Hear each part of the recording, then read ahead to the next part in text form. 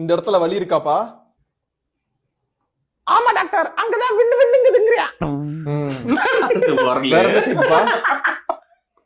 தும்மிக்கிட்டே இருக்கான் டாக்டர்.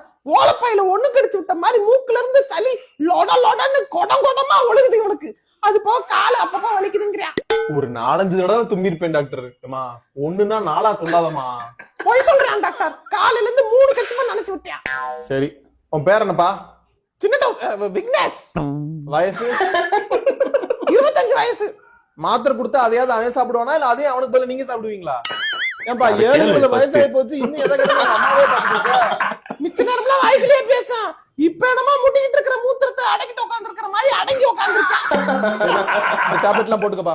நல்ல வேலை, ஊசிய மறந்துட்டாரு. Okay doctor. 2 பாகத்திலயும் 2 ஊசியை போட்டு விடுங்க டாக்டர். போட்டுருவோம். நர்ஸ். ஹலோ.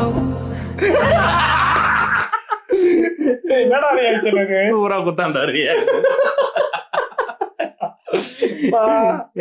காமெடியை தூக்கி நிறுத்தம் அந்த ரியாக்ஷன் தான்.